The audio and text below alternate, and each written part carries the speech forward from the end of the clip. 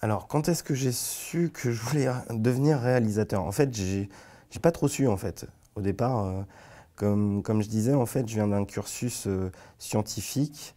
Après, j'ai fait IUT mesures physiques et j'ai eu un bac+4 commerce international. Je regardais beaucoup, beaucoup de films. J'étais un cinéphage.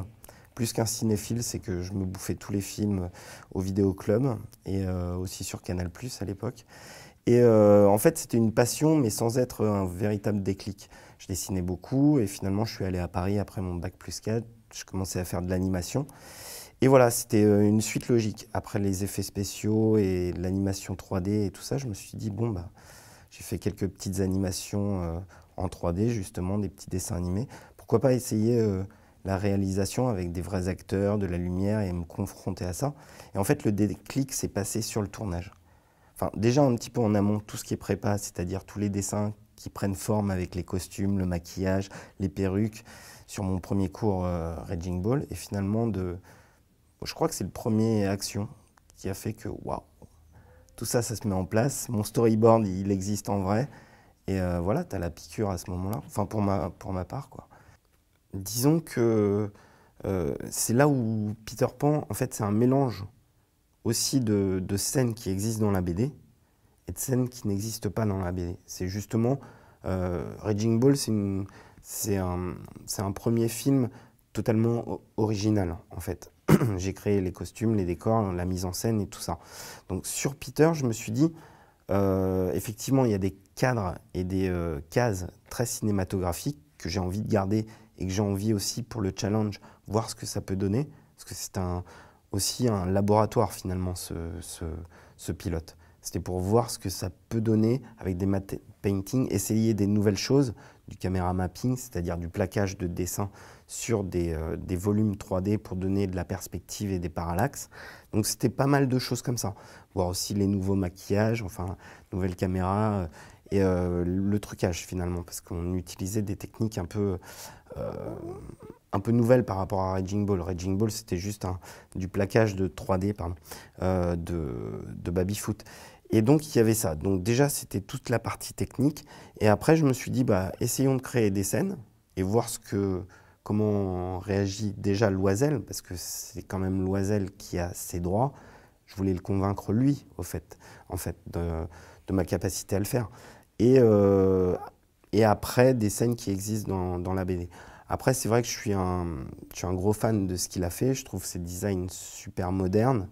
Euh, donc finalement, j'ai pas voulu m'en écarter énormément. J'allais pas le faire dans les années 2014 ou dans le futur ou des choses comme ça. Je voulais rester assez proche de sa BD, quoi, finalement. Qu'est-ce qu'il en a pensé? Alors, il a beaucoup aimé. La seule partie qu'il n'a pas aimé, en fait, c'est la partie où, à l'intérieur de la... En fait, c'est le conflit entre Peter et la mère. C'est une partie où j'ai gardé les textes qu'il avait écrits dans la BD. Ça aussi, c'était en fait finalement un test pour voir si ça pouvait fonctionner. Et donc, c'est très théâtral. Donc, il préfère la scène que j'ai créée entre Mouche et Crochet, qu'il adore, et la petite clochette et tout ça, qu'il trouve génial. Mais au-delà de ça, la partie, finalement, j'ai l'impression qu'il a envie de voir sa BD et être très très proche de sa BD, mais finalement, dès qu'il la voit, finalement, il préfère que on retravaille pour aller ailleurs, en fait. C'est-à-dire un compromis entre l'adaptation, la Pure, transposition, et voilà. en même temps quand même une C'est réadaptation. ça, exactement. Et c'est pour ça que là, dans l'écriture du scénario du long métrage, finalement, il a repris ma première scène, c'est-à-dire Pan qui va voir Clochette, pour C'est Loisel l'envoyer. qui a écrit le scénario du long. Ouais, ouais, ouais. Il l'écrit en fait. Il est en cours d'écriture et tout ça. Après, il a énormément de projets entre Magasin Général. En plus, il a envie de faire un album sur Mickey aussi avec pas mal d'autres auteurs. Donc, il s'amuse, quoi. Et donc, effectivement, là, il adore cette scène finalement qui n'existe pas dans la BD.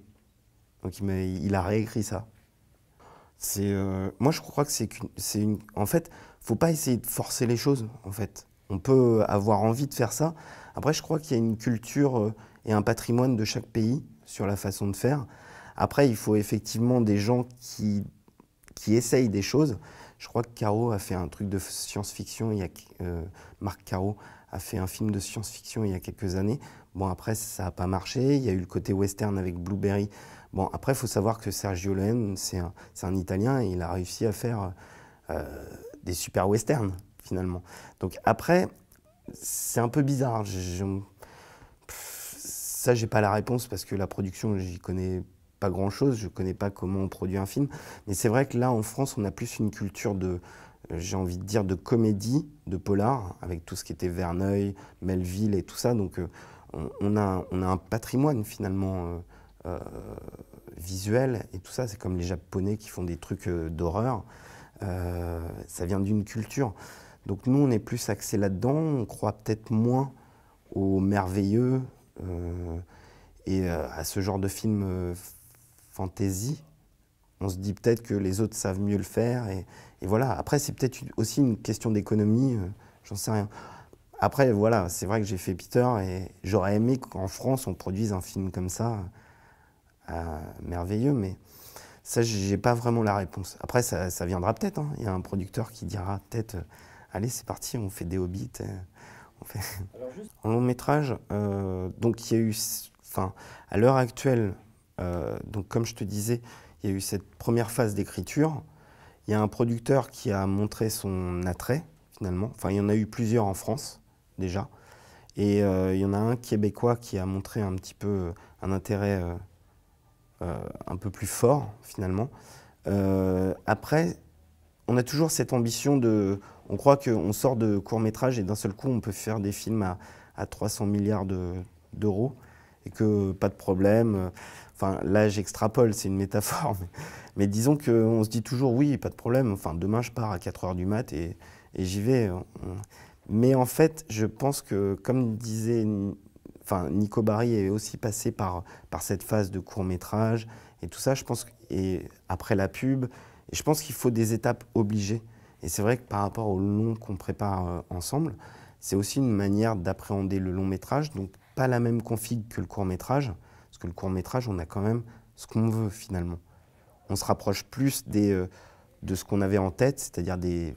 Pour moi, je suis assez content de mes deux courts, ils se rapprochent à 90% de ce que j'avais en tête. Le long métrage, c'est d'autres configs, même si ça reste la même, les mêmes équipes. Donc, c'est des passages obligés. Et je me dis que finalement, c'est une œuvre que j'aime tellement, Peter Pan, qu'il y a une écriture qui peut durer assez longtemps. Déjà, pour mon premier long, on a mis 2 ans avec Nico pour écrire. Donc, ça reste une comédie d'action, donc très simple. Là, c'est quand même sur Peter Pan, c'est 6 tomes, il y a beaucoup de personnages, des arcs dramatiques de malades, et il y a des gros choix à faire pour soit faire un diptyque ou alors juste un film de 2 heures, mais enfin, il y a des gros choix à faire.